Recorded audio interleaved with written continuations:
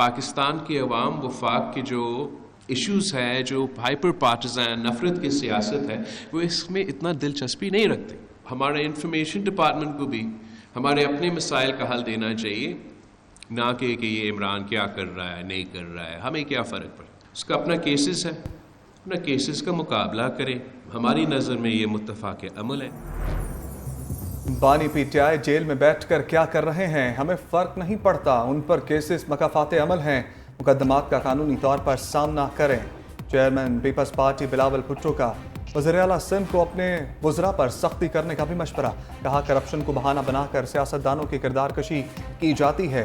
अवाम नफरत की सियासत से मायूस हैं, हमें महदूद वसाइल में अवाम को डिलीवर करने पर तवज्जो देना होगी। अपने अरकान में सुस्ती देख रहा हूँ, हमें ट्रांसफ़र पोस्टिंग की सियासत ख़त्म करना होगी। वफाकी हुकूमत की तरफ से पैसे मिलने चाहिए, जानता हूँ शहबाज शरीफ अपने वादे पूरे करेंगे।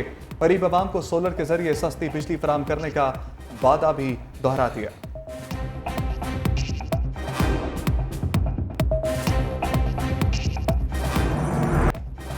सुप्रीम कोर्ट ने मुस्तफ़ा कमाल की गैर मशरूत मुआफ़ी मुस्तरद कर दी। तौहीन अदालत केस में फैसल वावटा को दोबारा जवाब जमा कराने के लिए 1 हफ्ते की मोहलत।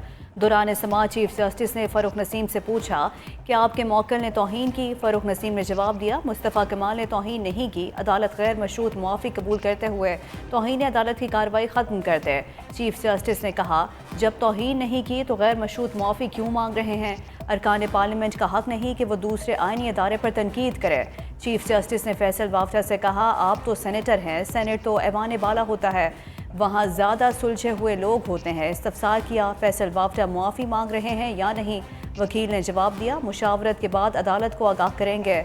मज़ीद समाअत 28 जून तक मुलतवी कर दी गई।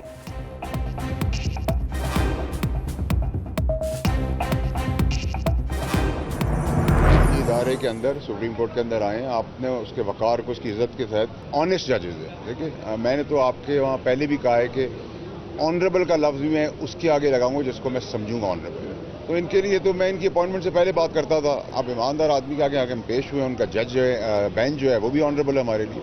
तो मैं तो बड़ा क्लियर हूँ, सेटिस्फाइड। फैसल वाफ्टा अपनी प्रेस कॉन्फ्रेंस पर कायम। कहा, मुआफ़ी मांगना गुनाह नहीं, लेकिन इसके लिए गलती होना ज़रूरी है। प्रेस कॉन्फ्रेंस में सिर्फ ख़त की बात की थी। अदलिया के वक़ार को 140 से पहले नंबर पर देखना चाहता हूँ, मुशावरत के बाद दोबारा जवाब जमा करा देंगे। मुस्तफ़ा कमाल बोले, मेरी प्रेस कॉन्फ्रेंस में कोई तौहीन अदालत नहीं थी। सुप्रीम कोर्ट में गैर मशरूत मुआफ़ी मांगने का जवाब जमा करा दिया। जजेस से मुताल्लिक़ रऊफ़ हसन वाली बात सोच भी नहीं सकता।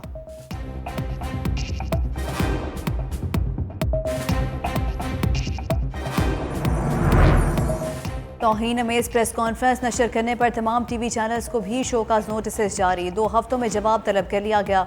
अटॉर्नी जनरल को दोनों प्रेस कॉन्फ्रेंस में तौहीन अदालत मवाद की निशानदेही करने की हिदायत। चीफ जस्टिस ने रिमार्क्स दिए, टीवी वाले सबसे ज़्यादा गालम गलोच की तरवीज देते हैं। जितनी गालियाँ मुझे पड़ी हैं शायद ही किसी को पड़ी हूँ।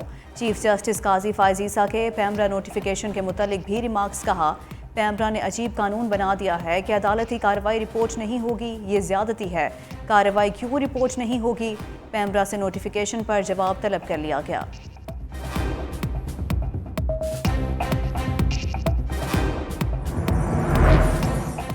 पाबंदी रिपोर्टिंग पर नहीं, गैर जिम्मेदाराना रिपोर्टिंग पर है। सनसनीखेज टिकट चलाने पर मसला होता है। Chief justice Islamabad high court के अदालती रिपोर्टिंग पर पाबंदी के खिलाफ केस में remarks. Chief justice Aamir Farooq ने कहा, अदालती रिपोर्टिंग पर कोई पाबंदी नहीं, मीडिया अदालती कार्रवाई को रिपोर्ट कर सकता है। पैमरा ने अदालत में जवाब जमा करा दिया। मजीद समाअत 11 जून तक मुलतवी।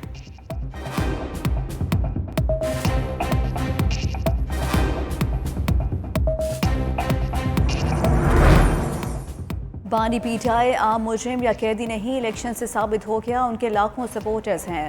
तासुर है कि इस्टेब्लिशमेंट और अदलिया के गठजोड़ की वजह से मुंतखब अवामी नुमाइंदों से बदसलूकी की जाती रही। नैब तरमीम केस में जस्टिस अतर मिनुल्लाह का अब इख्तलाफी नोट। कहा, बानी पीटीआई मुल्क की सबसे बड़ी सियासी जमात के सरबराह हैं, इनको लाइव दिखाना किसी कानून की खिलाफ वर्जी नहीं। जुल्फ़िकार अली भुट्टो को जब फांसी दी गई वो आम कैदी नहीं थे। बेनज़ीर भुट्टो और नवाज शरीफ भी आम कैदी नहीं थे।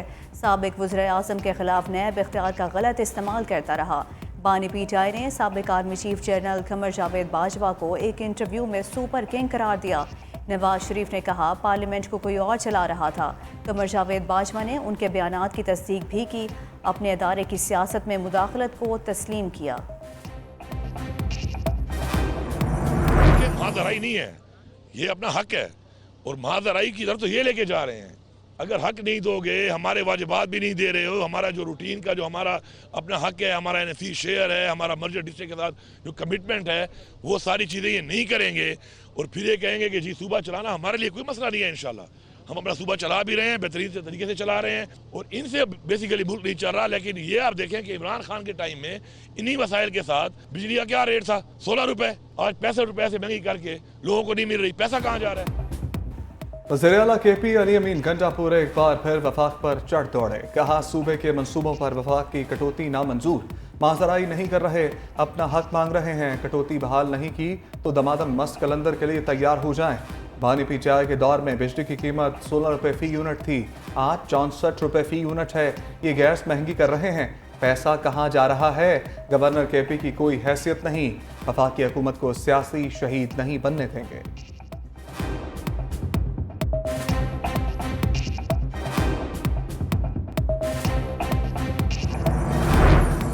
फाजा इंजमाम के लिए मिलने वाले फंड्स कहाँ खर्च किए? गवर्नर खैबर पख्तूनख्वा ने वज़ीर आला अली अमीन गंडापुर से हिसाब मांग लिया। गवर्नर फैसल करीम कुंटी ने कहा सूबे में तालीम और सेहत का फुकदान है, मदीने की रियासत बनाने वाले बताएं कहीं आपने अमानत में खयानत तो नहीं की? एक बार फिर खाने की भी दावत दे दी।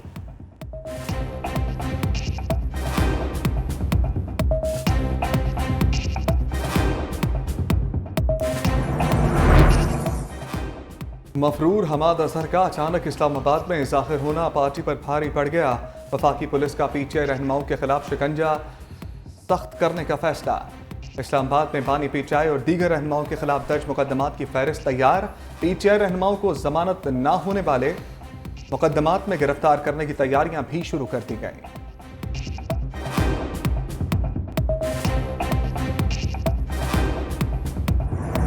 मुतनाज़ ट्वीट केस में बैरिस्टर गौहर और रऊफ हसन को रिलीफ। इस्लामाबाद हाई कोर्ट ने FIA को तादीबी कार्रवाई से रोक दिया। FIA से 25 जून तक जवाब तलब कर लिया गया।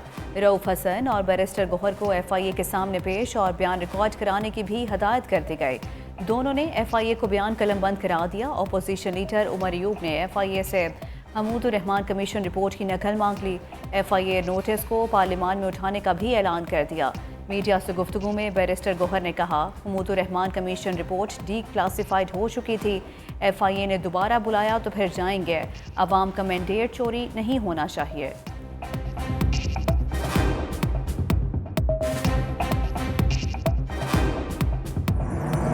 पाकिस्तान के पास वसाइल की कोई कमी नहीं, चीनी सरमाकारों को हर मुमकिन सहूलतें फराहम करेंगे।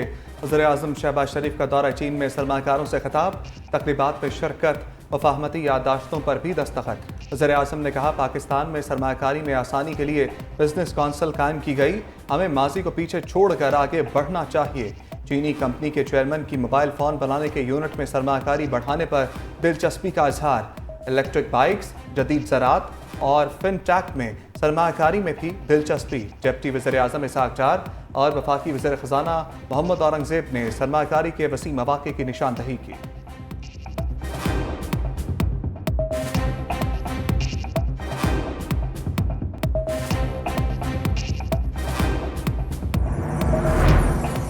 सोलर सार्फिन के लिए बुरी खबर सामने आ गई। हुकूमत का मौजूदा नेट मीटरिंग सिस्टम ख़त्म करने का फैसला।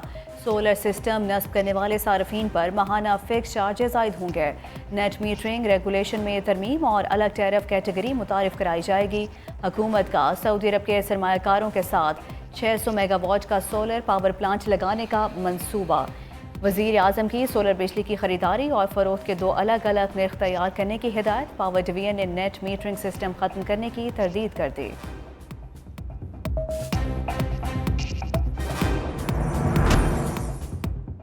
गर्मी के सताए शहरियों पर कुदरत मेहरबान। इस्लामाबाद समेत पंजाब और खैबर पख्तूनख्वा के कई शहरों में अबरे रहमत, कहीं हल्की तो कहीं तेज बारिश। गर्मी का जोर टूट गया, मौसम खुशगवार। पंजाब के कई शहरों में आंधी और झक्कड़ भी चले। खुशाब में गालाबारी, आसमानी बिजली गिरने से 2 अफराद जाम बहक। आज़ाद कश्मीर में बारिशें, वादियाँ नीलम, केल, शारदा, जागरा वैली समेत मुख्तलिफ वादियों का हुस्न निखर गया।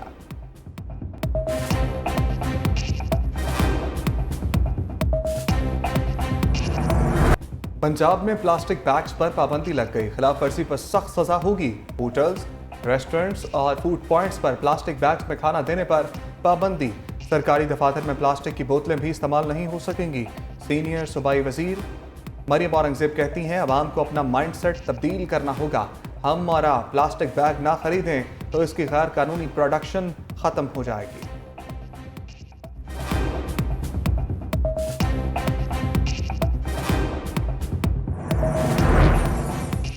वज़ीर आला मरीम नवाज की दारुल अमान में मुकीम 10 खवातीन को हज पर भेजने से पहले मुलाकात। नवाज शरीफ भी बुजुर्ग खवातीन की ख्वाहिश पर मिलने आ गए।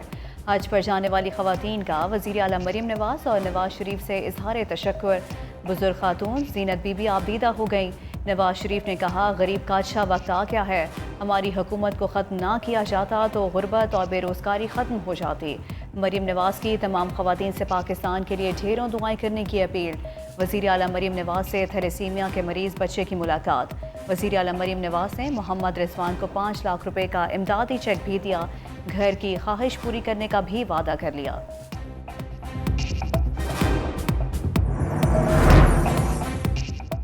हज के दौरान शदीद गर्मी का तोड़। सऊदी हज अथॉरिटी ने मैदान अरफात और मस्जिद निमरा के अतराफ सड़कों पर सफ़ेद रंग करना शुरू कर दिया।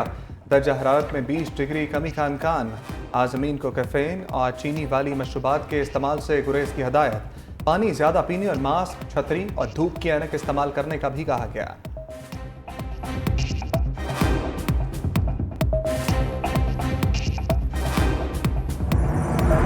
ईद उल अजहा की आमद शहर शहर मवेशी मंडियां सज गए। व्यापारी नाज नखरों से पाले जानवर मंडियों में ले आए। खरीदार भी पहुंच गए। जिसको जानवर ज़्यादा पसंद आया वो ले गया। कुछ खरीदारों का जानवर महंगे होने का शिकवा। विंडो शॉपिंग को तरजीह देने लगे।